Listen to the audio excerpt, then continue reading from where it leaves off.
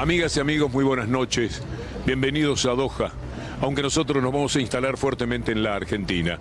Quiero pedirles de antemano disculpas si escuchan algunos ruidos, música, etcétera, donde uno camina por esta ciudad, la capital de Qatar, en realidad la única ciudad de Qatar, encuentra el clima del Campeonato del Mundo en todos los lugares, música, etcétera. Si queremos exteriores, tenemos que sobrellevarlo. Ojalá que no sea molesto para ustedes. Hoy, aquello que hemos dicho durante tantos años, que el país está en manos de una mafia llamada Clarín, quedó demostrado como nunca. Entre ayer y hoy, artículos de algunos periodistas permitieron conocer la verdad de un verdadero escándalo, protagonizado por los más altos directivos del grupo mafia, del grupo Clarín, y por jueces que han cambiado la vida y el destino de muchísimas personas en la República Argentina. Una lista muy importante que encabeza el juez Julián Ercolini. Piensen ustedes que mañana será juzgada Cristina Fernández de Kirchner por un delito que no tiene ni pies ni cabeza, que no ha sido demostrado ni mínimamente, y va a quedar proscripta, que es lo que les importa desde el punto de vista político, con lo cual se va a decretar también la proscripción de millones de personas. Y esto lo consiguen a partir de una decisión del juez Ercolini.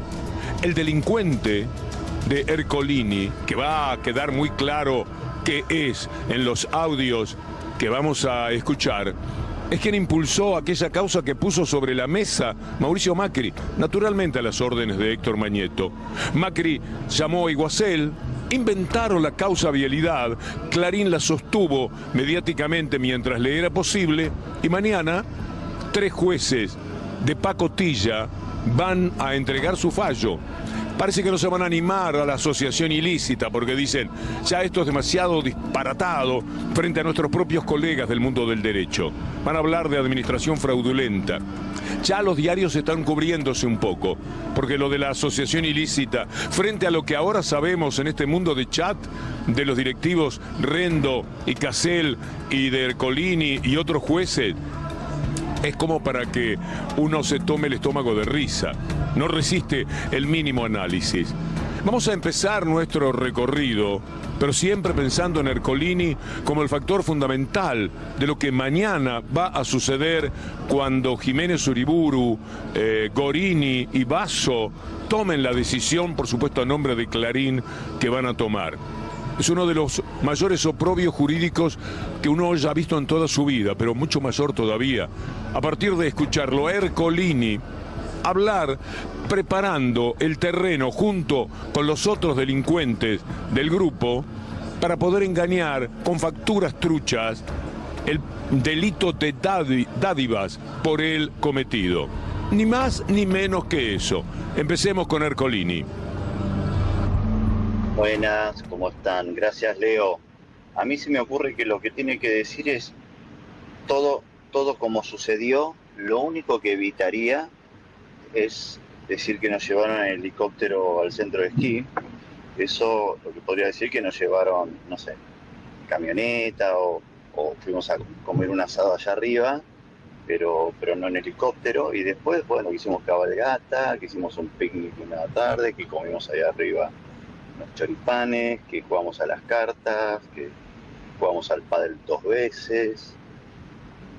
Nada, ¿qué les parece? Pero después que sea todo más o menos como lo hicimos. El Frente de Todos ha hecho una presentación hace un ratito nada más, en la que dice que los integrantes de diputados, diputadas, el interbloque de senadoras, senadores del Frente de Todos repudian y exigen una inmediata investigación y condena de los hechos de público conocimiento que involucran a jueces, fiscales, empresarios del grupo Clarín, Rendo y Casal, el sobrino de Héctor Mañeto, hijo de Alicia Mañeto, publicistas, un ex agente de inteligencia y el ministro de Seguridad de la Ciudad de Buenos Aires. El mismo que dejó liberada toda la zona que ustedes conocen cuando llegaban, ¿se acuerdan? Kicillof, Larroque, a defender a la presidenta, a la vicepresidenta Cristina Fernández de Kirchner. ¿Recuerdan ese episodio? Esa policía que tanto tiene que ver en la permisividad del movimiento de los violentos que presagiaron lo que iba a ser el atentado contra Cristina Fernández de Kirchner. Bueno, de ese tipo de gente se trata, de ellos estamos hablando. Vamos a escucharla a Cristina Fernández de Kirchner en una nota de hoy en Folia de San Pablo, en la cual está hablando claramente de quién es Ercolini y qué es hoy día el Poder Judicial de la Argentina. Bueno, muy simple. Esto lo dije, que estaba la sentencia escrita, lo dije el 2 de diciembre del 2019, la primera vez que le declaré en el juicio, y por una razón muy sencilla. Primero, porque se violaron todas las garantías constitucionales. Segundo, porque todo lo que se dijo es una absoluta mentira. Tercero, porque el juez que instruyó esta causa es el mismo juez que 7, 8 años antes, no recuerdo exactamente, en la misma causa, con las mismas obras, con las mismas denuncias de la oposición, había dicho que no era competente, que había que remitirlo al sur. Se investigó allá, se decretó que hubo sobreseimiento, lo que acá se denomina cosa juzgada, que es una cosa, bueno. Entonces, cuando se violan todas las garantías, cuando el juez que había dicho una cosa después dice otra, a partir de la denuncia del gobierno de Macri, porque la denuncia fue durante el gobierno de Macri, bueno, es evidente que va a haber una condena. Ercolini, para que ustedes tengan una idea del personaje, le voy a leer algo que Anabel Fernández Sagasti publicó en esta jornada, un tuit. Dice, acá va un extracto de la sentencia de condena a Jaime por viajes irregulares, condena dictada por Ercolini. Textual, lo que decía Ercolini: comisión de delitos de admisión de dádivas consistentes en la aceptación de viajes aéreos en diferentes aeronaves privadas sin justificación ni vínculo alguno con actos oficiales. ¿Qué es lo que ha hecho ahora Ercolini? Viajar en aviones, en helicópteros y vivir de lo que le dan de dádiva el Grupo Clarín y eventualmente, aunque no sabemos cuál ha sido su papel, Lewis, el amigo de Macri, el dueño del Lago Escondido. Se sabe que fueron hasta allí, están todas las evidencias que se convertirán en pruebas rápidamente, están desesperados por evitar que trasciendan los videos de los aeropuertos donde llegaban y eran esperados por los delincuentes de Clarín, los delincuentes de, no digamos de la justicia, sino del Poder Judicial. Vamos a ver ahora un recorrido que es tan miserable. Ustedes saben ya quién es Rendo. Rendo es aquel que Moreno le decía, vos sos Rendo, a vos es que te pagamos tal dinero, porque roban por todos lados. Y entonces Rendo, que es aquel que fue a hablar con Milani, a extorsionar a Milani y le dijo, general, si usted habla contra Cristina Fernández de Kirchner, usted se salva, no va a la cárcel, de lo contrario va a vivir un infierno. Eso le dijo a quien había sido el general en jefe del ejército. Miren ustedes el poder que sentirá ese hombre que tiene, pero también se portan como basuras. Fíjense lo que van a escuchar. Rendo le dice a Ercolini, al incalificable personaje que es Ercolini, que se fije en Saguier, que esté atento a los de La Nación, porque los de La Nación también estaban entongados en toda esta historia. Si hay que pagarlo, que no queden libres los de La Nación. Así son entre ellos, una mafia que además se traiciona.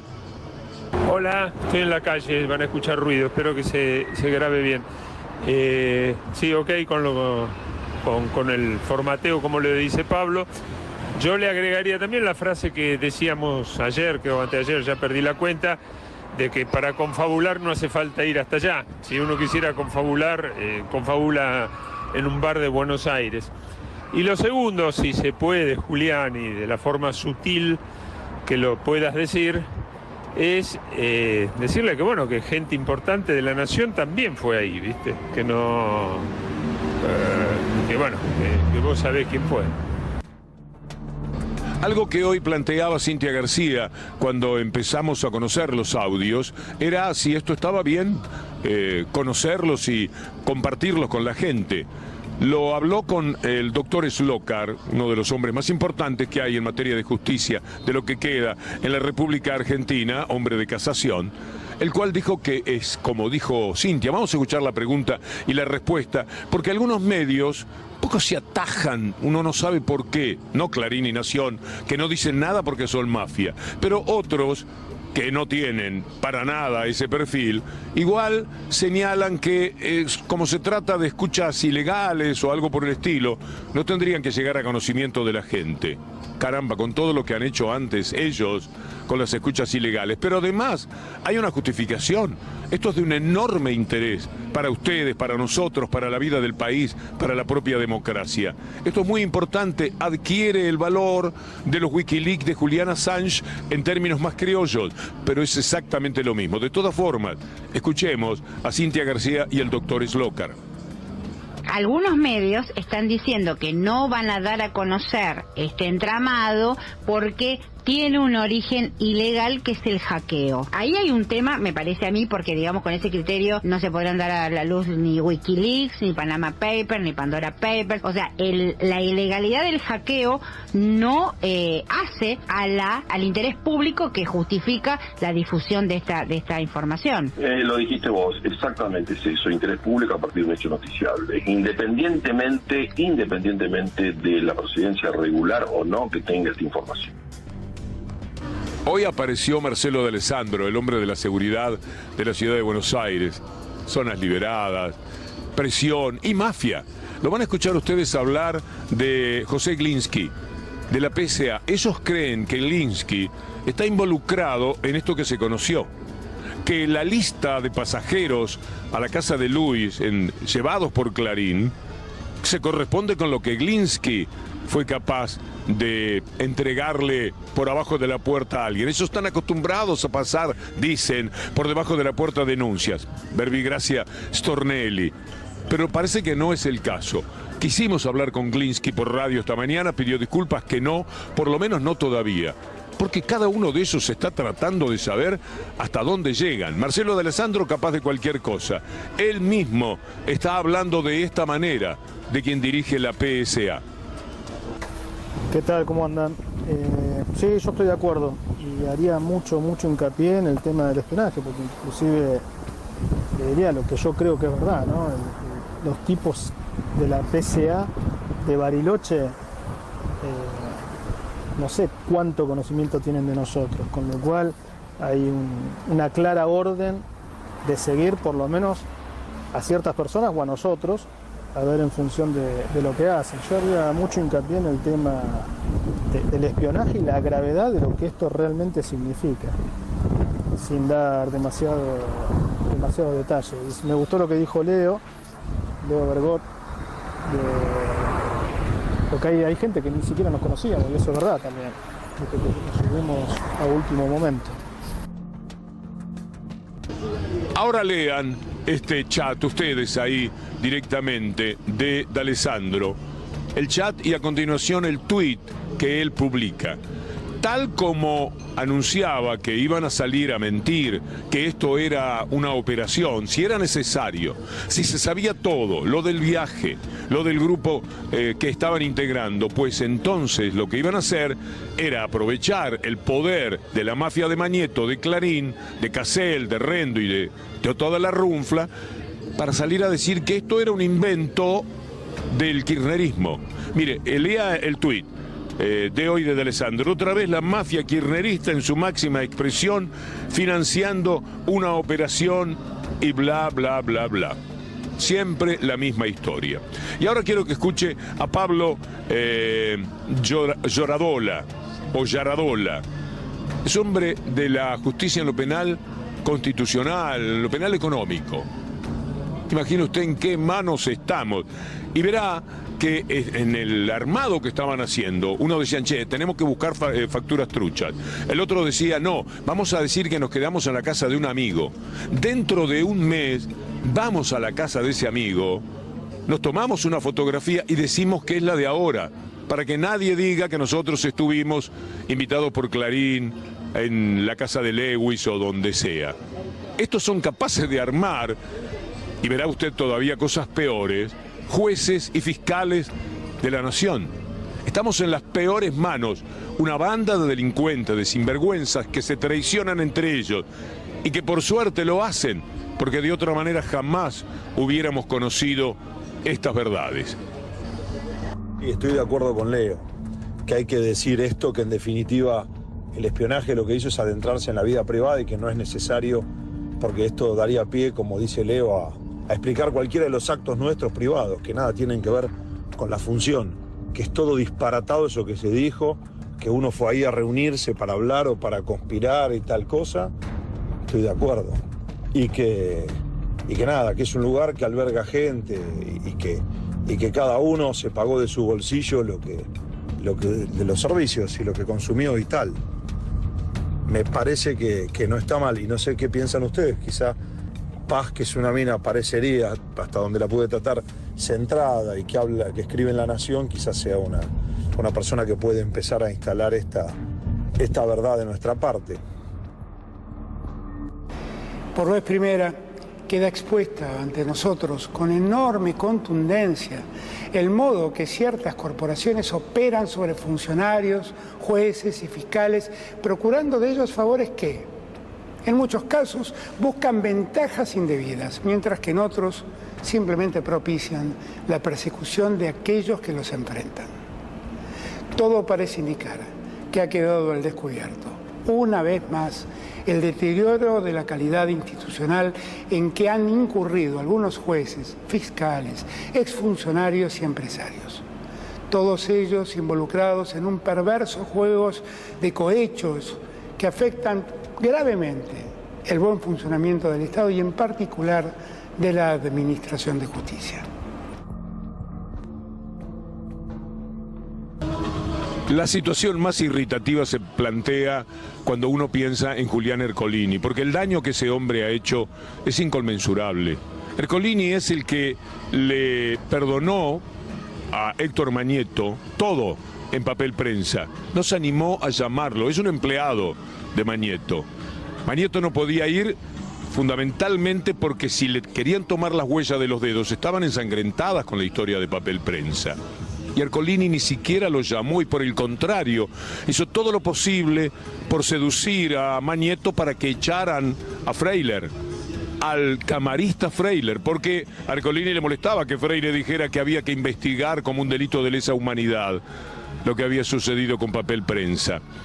Pero además, él que condenó por dádivas, mencionábamos recién a Jaime, por ejemplo, teniendo en cuenta que hasta Vudú fue perseguido porque una vez viajó a una ciudad y en helicóptero lo trasladaron a un acto. Esto fue todo y lo querían condenar por dádivas. ¿Se acuerda de eso? Y ahora aparece Ercolini viajando con todos sus amigotes de, bueno, no digamos de la justicia, del corrupto Poder Judicial, del podrido Poder Judicial, en aviones de Clarín, a la casa de Lewis, a pasarse la gran vida. Y él era el que había acusado de dádivas a otras personas, en tantos funcionarios. ¿Cuánto puede seguir Ercolini? ¿Cuánto demora la Corte Suprema de Justicia en expresarse sobre este episodio? ¿Termina el día de hoy sin que los delincuentes de la Corte Suprema digan por una vez en la vida una palabra decente en materia de justicia? Pero estaba hablando de Ercolini porque lo vamos a escuchar nuevamente, una partecita, cuando él está armando con los amigotes, con todos los otros delincuentes, cómo podían ocultar con facturas truchas, diciendo, es muy gracioso cuando dice, comimos choripán, jugamos a las cartas, humildes muchachos que iban en un viajecito, una excursión, y en realidad lo que estaban seguramente era revisando cómo es la condena que mañana le va a poner, a partir de lo que dijo Ercolini, el grupo de impresentables jueces que a las 9 de la mañana dirán cuál es la acusación final que tienen contra Cristina Fernández. Pero hay una periodista además que toma nota de lo que dice Ercolini y que al hablar, es una periodista de La Nación, ratifica la existencia de lo que cuenta en el audio Ercolini. Quiere decir que esto es absolutamente verdad, porque ahora están pretendiendo señalar que se trata de un invento. Son capaces de eso, ¿eh? Así que vale este tramo de Ercolini y la periodista de La Nación. Buenas, ¿cómo están? Gracias, Leo.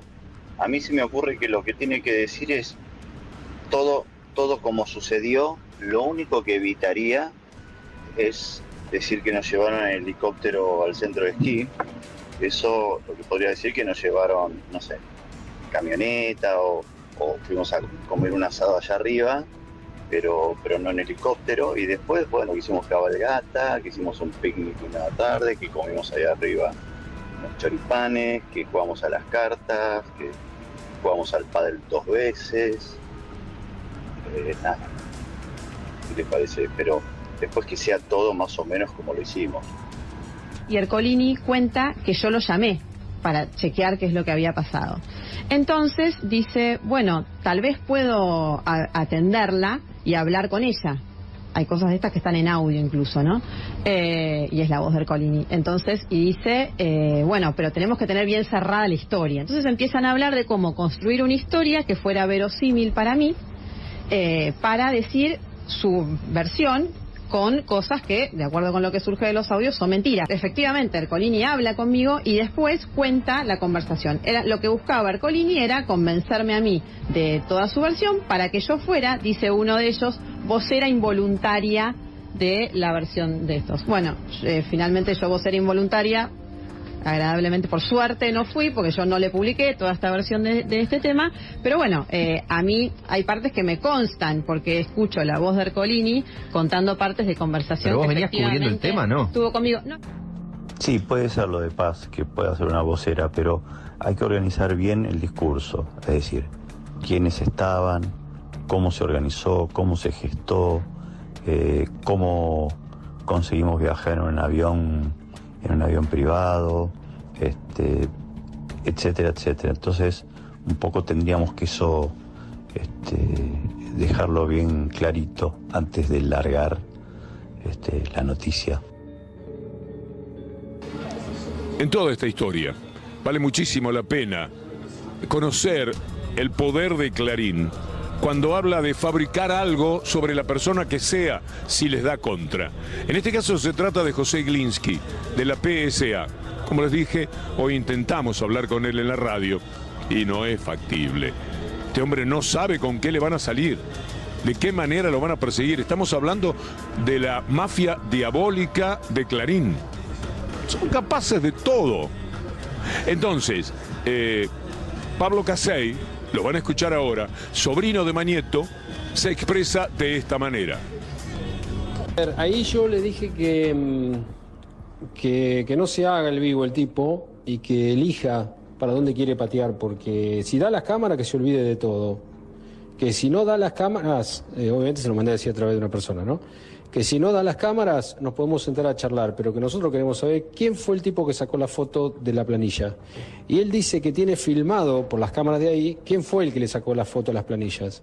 Es decir, que él puede conseguir todo. Entonces, me parece que habría que buscar alguien que se siente con él, juntar toda esa prueba, ¿ok? Y después ver cómo hacemos. ¿O lo mandamos al muere el tipo también o buscamos el responsable y vamos contra el responsable? Pero pues ya teniendo las cámaras, sacando la foto, ¿viste? Es un golazo. ¿Sabe algo? Ya hemos escuchado a cada uno de ellos. Alguno queda todavía. Pero son pornografía pura. La palabra la tomo de lo que dijo uno de los grandes luchadores contra este sistema tan perverso que nos lleva a hablar del poder judicial y nunca de la justicia. En la República Argentina, donde el Estado de Derecho ha quedado en estas manos. Mañeto, Ercolini, Casel, Yaradola, toda esa banda. Veamos. No me asombra, o sea, no me genera ningún tipo de asombro. Lo que pasa es que, bueno, una cosa es el erotismo y otra cosa es la pornografía. Claro. Uno ya tenía más o menos idea de qué se trataba todo esto, pero ahora, bueno, uno ve a los jueces urdiendo cómo que van a hacer para truchar facturas o ver concretamente cómo es que van a esquivar sus relaciones de partido judicial con el poder de facto o con el poder de los medios del Grupo Clarín. Muy claro de que realmente uno es Casey es el número 2 en cuanto al manejo del grupo financiero y Rendo es el CEO del grupo. Entonces, no sé, es todo un escándalo. Es una obscenidad todo lo que está sucediendo, lo que le estamos contando. Porque parece mentira, parece cuento. Finalmente son grandes señorones, se pasean por el mundo con la pera levantada. Y tendrían que andar mirando el piso de cárceles por el daño que han hecho y por el que van a hacer mañana. No pierda de vista que esta gente es la que condena a Cristina Fernández de Kirchner. Firman Gorini, Basso y Jiménez Uriburu, los arqueros del Liverpool. Después lo va a refrendar Borinsky, miren qué manos estamos. Y más tarde Rosenkrantz en la Corte Suprema con Rosati. Es espantoso. Pero volvamos a los personajes, los que han participado. Los maíques no se pierden una. ¿Cuántas veces me escuchó decir en este programa que los maíques son como los Dalton? ¿Se acuerda aquellos que aparecían en Wanted, Se Busca, en las películas de Cowboy? Bueno, estos son, en el mundo jurídico, los Dalton. Los maíques están en todos lados. Coco, el de Casación, personaje divino, se fue a trabajar para María Eugenia Vidal. Jamás podía volver a donde volvió. Y sin concurso y sin nada, lo metió el poder real ahí para que haga estas cosas. Para que se porte de esta manera, para que trabaje con Clarín en envilecer la vida de la gente. Es atroz. Y el hijo, uno de los hijos, todos andan por la justicia, más nueras, sobrinos, tíos. Hay un mundo Dalton, maíques, dentro de la justicia. El sobrino estaba en la parte más pesada de este grupo y dice que va a hablar con la fiscal en Bariloche. Muchachos, les cuento, la fiscal federal de Bariloche, bien, buena predisposición, ofreció mandar la causa a PI o, en su defecto, a pedir o que aportemos nosotros o ella pedir a la empresa las facturas del vuelo y eventualmente del hospedaje con los que salieron los denunciados, digamos, sin Jorge y sin Pablo, y en base a eso cerrarla. Si entonces están de acuerdo, avanzo en alguna de estas opciones.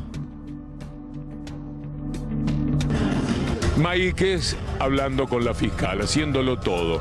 Y mientras tanto, los otros con Ercolini pergeñando. ¿Qué hacemos? Facturas truchas, facturas truchas. Por esto lo estuvieron a Báez, a Los Altos, por ejemplo. Por esto persiguieron a decenas de personas en distintos casos. Ellos estaban viendo cómo presentar facturas truchas para sacarse de encima los problemas. En este caso el que habla es el sobrino de Mañeto, precioso personaje, Casey, hijo de Alicia Mañeto, que es el factotum. Él y Rendo son los que manejan la banda. Los otros son cómplices de cuarta, de verdad, empezando por Ercolini. Muchachos, el tema es acá si Gustavo puede darles un recibo anticipado, que creo que no va a haber problema. Entonces algunos pueden haberlo hecho por anticipado y otros lo pueden hacer después. Digo, no le llevo problema a ese tema, ¿ok? El tema es que tenga la fecha, algunos pueden tener la fecha anterior y otros hacen la transferencia cuando terminó. Otra cosa mariposa. Bueno, hablando de la factura, escuchémoslo a Ercolini, que en determinado momento esperaba que yo hablara del tema y no lo hice aquel 17 de octubre, porque usted sabe qué día es. Me preguntaron del canal si estaba en mi tema y no, con Anabela Sánchez no lo teníamos porque habíamos decidido hacer el Día de la Lealtad. Se ve que cuando no me vieron o imaginaron lo que dicen ellos, que le dijo el señor Leunda, o efectivamente existió, lo cual me daría pena, que habían decidido que no saliera esa parte.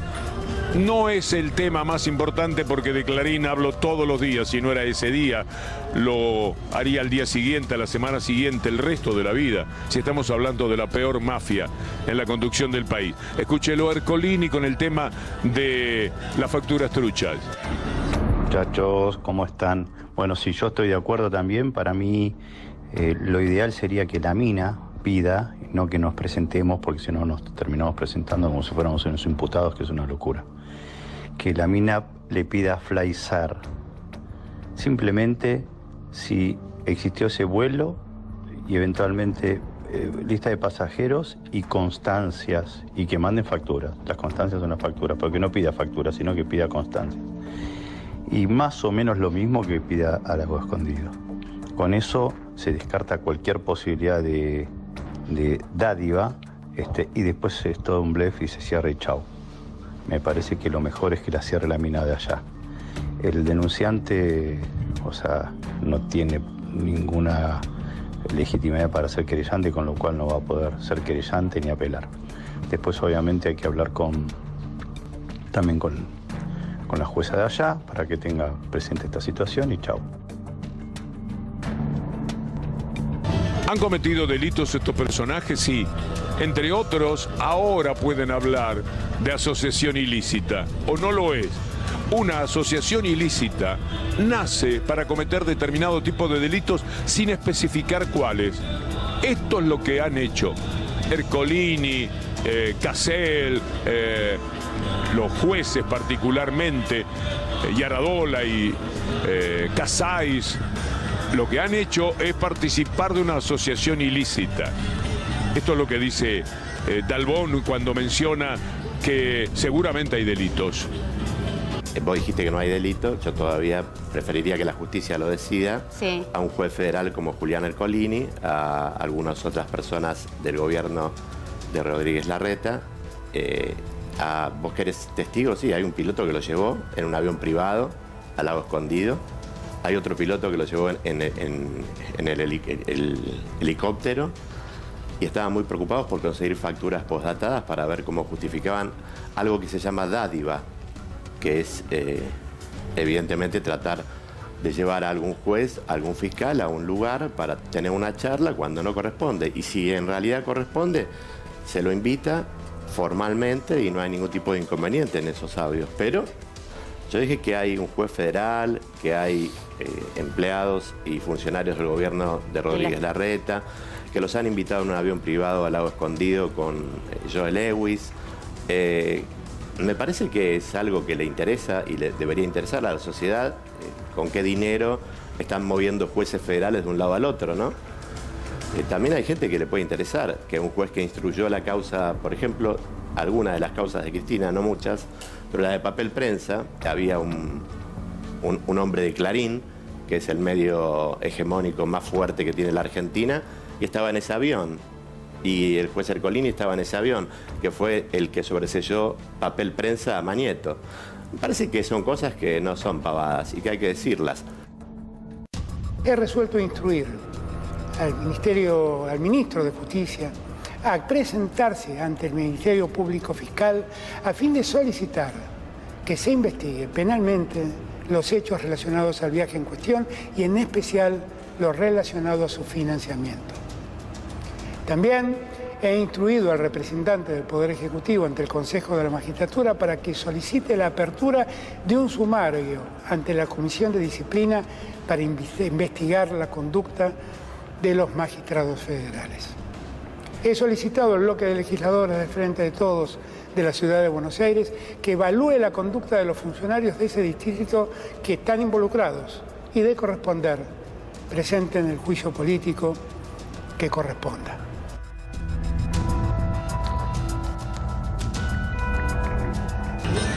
Aquí voy a hacer una digresión, un alto en el camino, porque vale la pena, frente a esto que se sabe como nunca ahora de Clarín, que ya no es la pelea personal que lleva 30 años contra esos zampones del periodismo, con quienes han abusado y violado al país permanentemente cada día de nuestras vidas. Se trata de algo muy referido a la esencia de la justicia. Mañeto ha sido capaz de decir que la justicia que él tiene en sus manos está siendo atropellada escandalosamente por el gobierno. Lo ha dicho siempre, tomémoslo en uno de esos momentos. En una situación muy especial, donde estamos decidiendo un ataque oficialista muy fuerte, directamente relacionado al grupo, bajo la fachada de una ley de medios. La justicia está sometida en este momento a naturalmente sí. El gobierno la está atropellando escandalosamente. Quiero volver por un momento a la nota de Folia de San Pablo con la vicepresidenta Cristina Fernández de Kirchner, hablando del tema del 7D. 7D es una fecha inolvidable para Mañeto, de gran triunfo, y entiende, Cristina, comparto, que le quieren hacer ese regalo, celebrar el 7-10. Fíjate vos una cosa, vos me decías el 6. ¿no? Que el 6 van a dictar sentencia. Sí, el 6. O sea que el 7 de diciembre, el 7D, va a ser publicado en los diarios. Cristina condenada. ¿Sabés qué es el 7D? No. El 7 de diciembre fue un día muy emblemático en la República Argentina durante mi segunda presidencia, en la cual, luego de sancionada la ley de medios, que establecía que aquellos sectores empresarios de la comunicación que eran demasiados concentrados, que tenían demasiadas cadenas de televisión, demasiados cables, medios, canales abiertos, diarios, debían desinvertir para poder estar acorde y no tener posición dominante o monopólica. Bueno, el 7D fue un emblema muy fuerte, una política muy fuerte de nuestro gobierno, luego de sancionada la ley de medios. ¿Qué para coincidir? Es una suerte de regalo u homenaje a Mañeto, el jefe de... Una cosa que el uno. Todos alineados con ese festejo. Sapsay, un gran trabajador de Clarín, un hombre que merece una estatua a la entrada del diario, son varias las que pueden hacer, sostiene que esto, el fallo de mañana, el fallo a partir de Ercolini, Mañeto, etcétera, con la firma de Basso, Jiménez de Uriburu y Gorini, los arqueros del Liverpool, los grandes jugadores del Liverpool, uno es arquero, el otro juega de lateral derecho, pataduras de la justicia jugando al fútbol. Lo que ellos están señalando es que Cristina no va a poder en política, no va a poder más. ¿Quién la va a votar?, dice Sapsay. Bueno, yo creo que no es solamente ante la sociedad argentina, sino ante el mundo entero. Esto no tiene antecedentes, ¿no? No solo por lo que sería condenada, sino que por la cantidad de causas que quedan abiertas y muchas que pronto van a juicio oral. Evidentemente le destruye su imagen e inclusive frente, yo creo, a una campaña electoral, una candidata condenada, me parece que muchos no la van a votar. Y aprobada mayoritariamente. Entonces creo que hay también una forma de obturar, primero de estigmatizar a los gobiernos populares que son ladrones, Yo he visto en estas últimas elecciones en Brasil cómo la gente partidaria de Bolsonaro, inclusive muchos jóvenes decían, no lo vamos a votar a Lula porque estuvo preso, ¿cómo vamos a votar a un preso que es un ladrón? O sea, eso es la construcción de sentido común por parte de, que es no solamente el Poder Judicial, es también los medios de comunicación. Sí. Porque los jueces no pueden hacer lo que hacen si no tienen la pata mediática. Es una articulación perfecta entre medios de comunicación y, fíjate vos una cosa, vos me decías el 6.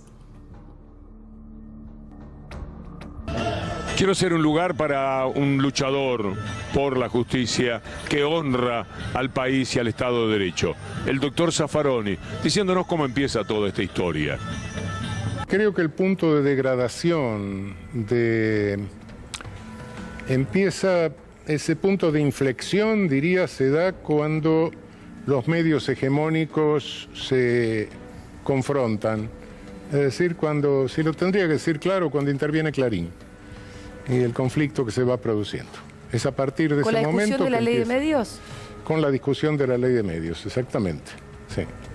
Es como yo decía, discusión entonces, en la cual me quisieron sacar del medio haciéndome un escándalo, porque calculaban que había 4 votos a favor y 3 en contra. No se equivocaron, más o menos salió así, claro. Es decir, Clarín interviene directamente el Poder Judicial en función de sus propios intereses, ahí donde empieza la degradación Sobre todo la justicia federal. Ahí ¿no? creo que empieza la degradación de la justicia federal, sí, exactamente. Es importante subrayar esto. Pero claro, bueno, el lawfare no puede funcionar sin un monopolio de medios. Y el monopolio de medios es incompatible con una democracia plural. Desde el poder real, porque el que crea que un presidente es el que tiene el poder real es que no entiende en el mundo en el que vive, ¿no? En nuestros países, quien es presidente, si tengo que decir del 100% del poder, ¿cuánto maneja? Y un 20, un 30. 30%. Y sí, o menos también, porque vos tenés hoy una articulación del mercado, de las empresas, de la financiarización del capital, y si además de esto quedás como quedó la Argentina ahora atrapada con el Fondo Monetario Internacional, donde vienen y te marcan las políticas, el poder de un presidente, la verdad, es bastante pequeño.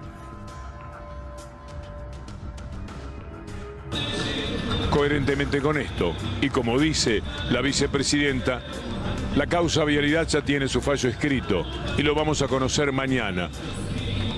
Es increíble lo que van a hacer, pero lo van a hacer. Bueno, muy simple. Esto lo dije, que estaba la sentencia escrita, lo dije el 2 de diciembre del 2019, la primera vez que le declaré en el juicio, y por una razón muy sencilla. Primero, porque se violaron todas las garantías constitucionales. Segundo, porque todo lo que se dijo es una absoluta mentira. Tercero, porque el juez que instruyó esta causa es el mismo juez que 7, 8 años antes, no recuerdo exactamente, en la misma causa, con las mismas obras, con las mismas denuncias de la oposición, había dicho que no era competente, que había que remitirlo al sur. Se investigó allá, se decretó que hubo sobreseimiento, lo que acá se denomina cosa juzgada, que es una cosa, bueno. Entonces, cuando se violan todas las garantías, cuando el juez que había dicho una cosa después dice otra, a partir de la denuncia del gobierno de Macri, porque la denuncia fue durante el gobierno de Macri, bueno, es evidente que va a haber una condena. Y luego, al final de la historia, esto va a caer, como les decíamos hace un ratito, en las manos de la Corte Suprema. Señala el doctor Zaffaroni que la Corte es un escándalo y por supuesto acompañamos ese concepto.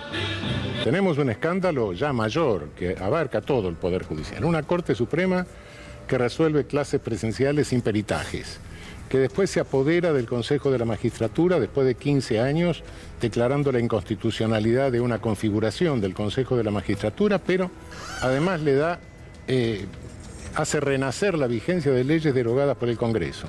Una Corte Suprema que se mete en la organización de los bloques del Senado Federal y otras cosas. Que se mete en el precio de la telecomunicación. Y bueno, en fin. Y a la vez se queja de la inflación en sus medios. Claro. es fantástico. Bueno, realmente la cosa... Pero ¿se hizo algo por resolver esto? Es decir, ¿la política ha hecho algo? ¿Se intentó acaso? ¿Hubo proyectos? No. Tenemos que el 50% de esa corte de hoy, son 4, el 50% lo designó Macri por decreto y aceptaron ustedes. O sea, ¿yo puedo confiar en alguien que acepta ser designado en contra de la Constitución, que va a respetar la Constitución? No parece muy serio, ¿no? Bueno, esto es lo que está pasando en Argentina. Los gobernadores entonces, no una persona, los gobernadores propusieron una ampliación de la Corte a más miembros. Sí, porque además es una Corte muy pequeña. La de Brasil, ¿cuántos tiene? 11. Claro, acá son 5, que en realidad son 4 ahora. Te aclaro que la que reduje, cuando yo era presidenta, la ley establecía que eran 9. Cuando llegamos al gobierno eran 9 los integrantes de la Corte. Se varió mucho con Menem. Bueno, no, pero claro, la que la reduje fui yo. ¿A 5? A 5. Pero muy poco. Exacto, muy poco. ¿Pero por qué? Porque quise dar un gesto de que no quería manejar la Corte ni poner más gente. Bueno, gesto que evidentemente no sirvió porque siguieron diciendo que yo quiero manejar la justicia. Pero hoy realmente se necesita una Corte ampliada. Cuando estábamos preparando todos estos materiales, tratando de organizarlos, de escuchar las voces de los delincuentes, cuando preparaban toda la trampa, era grave que hayan ido al Lago Escondido llevados por Clarín. Pero mucho peor todavía es cómo muestran el perfil delincuencial en el momento en que quieren tapar eso, que por supuesto tienen razones para hacerlo. ¿Cómo podría Ercolini sobrevivir a una acusación por dádivas? Él que ha dañado la vida de la gente condenándola nada menos que a la cárcel por haber recibido dádivas. Hubo cadena nacional cuando preparábamos todos estos materiales y habló el presidente de la República, Alberto Fernández. No dijo Clarín, y Clarín es muy culpable, pero también es verdad que no dijo Ercolini, por ejemplo, o no dijo el nombre de quien está a cargo de la seguridad, por así llamarle, en la ciudad de Buenos Aires. Es una pena como redondeo de una situación en la cual el poder político trata de defenderse del poder real, como nunca se ha visto hasta dónde son capaces de llegar. La verdad es que solamente en algo defraudaron, porque tan poderosos, tan impunes, cometen errores. Yo nunca pensé que se iba a saber algo así, que iba a trascender, que andaban tan sueltos de cuerpo en un mundo de WhatsApp, que pueden llegar a otras personas de vez en cuando. Cualquier cosa que se les chispotea, que son los reyes de Internet, para pensar que jamás a ellos les puede suceder, que jamás nadie los mira, que no tienen personas a las que en tanto delito cometido, en tanta mafia desarrollada, han dañado y que está con ganas de vengarse, que seguramente es desde adentro lo que ha sucedido. Ustedes escucharon a Rendo, el de Clarín, pidiendo a Ercolini que vayan contra los Aguiar, porque los Aguiar también estaban. Esas miserias humanas, ese comportamiento de basuras, también tiene a otro tipo de personajes que son capaces de descubrir ese mundo de chat y mandárselo, vaya a saber a quién. Esto lo vamos a saber con el tiempo, ojalá si fuera necesario. Lo que importa es saber que es cierto esto, mire, lo está confirmando una periodista de La Nación, que dice, sí, Ercolini habló conmigo. Y se lo confirmo yo, porque efectivamente la gente de Ercolini y demás, que estaban esperando que yo ese día 17 de octubre hablara, cuando no lo hice, se sintieron muy encantados. Y decían que yo soy un HDP y que le dolía la panza de escucharme, pero no había dicho nada. Entonces, esto es verdad. Estaban diciéndoselo. No lo pueden negar de ninguna manera. Son las voces de ellos. ¿Qué? Ercolini tiene imitadores ahora. Imitadores que saben al mismo tiempo que habló con la periodista de La Nación, como esa periodista reconoce. Es una barbaridad todo lo que aconteció. Por eso el presidente de la República hizo la primera cadena nacional. Parece mentira, ¿no? Creo que es la primera cadena nacional. Tantas ocasiones hubo como para que eso sucediera, en nombre de que están ocultando un hecho que compromete a las corporaciones en su ataque al poder político. Bueno, el argumento está bien, pero ¿sabe cuántas veces pudo haber funcionado? 1000. Si todos los días ocultan y todos los días mienten y estigmatizan y persiguen, y mañana, dentro de pocas horas, Cristina Fernández de Kirchner será condenada por sucedáneos de estos delincuentes, condenada por una cosa que no tiene la más mínima posibilidad de ser refrendada por el espíritu de lo jurídico. No hay pruebas. Todos los testigos hablaron en contra de lo que la querella quería plantear. Parecería que hasta tienen que renunciar a la asociación ilícita, a esa figura, porque es disparatado. Asociación ilícita es esto que conformaron Rendo, Casel, Ercolini y toda esa caterva de personajes. Vamos a escucharlo al presidente de la República. Un tramo para cerrar nuestro trabajo desde la ciudad de Doha. He sido contundente. He decidido dar este mensaje desde la Casa Rosada porque es evidente que gran parte del sistema de medios privados ha decidido no dar cuenta de lo ocurrido en este singular viaje al lago escondido. Espero que todos tomemos conciencia de la gravedad de los hechos. Lastima la democracia por la promiscuidad antirrepublicana con la que se mueven algunos empresarios, algunos jueces, algunos fiscales y algunos funcionarios. Hasta aquí se han sentido impunes. Es hora que empiecen a rendir cuentas por sus conductas. El portavoz de la Presidencia de la República suma a lo que acabamos de ver de Alberto Fernández un tuit en el que dice: el principal grupo de medios garantizaría la no divulgación de los hechos. La gente no compra en los kioscos, deme el principal grupo de medios. Y el kiosquero, como si supiera, toma Clarín, porque también podría tomar La Nación, que vienen a hacer lo mismo. Se llama Clarín. Hay que escribir Clarín, son pocas letras. Esos son los delincuentes, son la metáfora del diablo. Capaces de hacer cualquier daño, lo han hecho. Mañana lo están haciendo contra Cristina Fernández. Olvídese de la vicepresidenta que tiene la piel curtida, engrosada para estos temas. Piensa en la democracia, porque si la proscriben, como van a hacer a Cristina Fernández, están proscribiendo a millones de personas que aman a esa persona y la aman justamente porque lucha contra esta desgracia llamada Clarín, no principal grupo de medios. Después dice, en apariencia eran a la vez los convocantes al encuentro. En apariencia, bueno. Sabiendo eso, todos habrían comprometido sus mejores esfuerzos tratando de evitar que otros medios difundieran lo ocurrido, ¿sí? Efectivamente, de eso se trata. Por eso también habló hoy Fabián de Sousa, una de las víctimas de en los medios de ese accionar de Clarín y de toda esta gente. Y una cosa que pedía, nosotros, dice Fabián de Sousa, supongo que con Cristóbal López, hemos encarado la lucha, hemos denunciado a la justicia, lo pagamos con cárcel, con años de cárcel, con años sin nuestros hijos, sin nuestra familia, con años de vergüenza, porque siempre la cárcel, uno no puede estar explicando todos los días que se trata de algo miserable e injusto. Y pedía, ¿dónde está el presidente? Bueno, ahí apareció. El presidente, la cadena nacional, algo es algo. Yo creo que tiene que haber más pelea. Que mañana tendrían que hacer una sesión en el Congreso y hablar no de medios hegemónicos, no de medios dominantes. Se llaman como se llaman. Y están a cargo de Héctor. ¿Se acuerda la frase, ahí está Héctor que no me deja mentir? No se trata de eso. Héctor miente por su cuenta.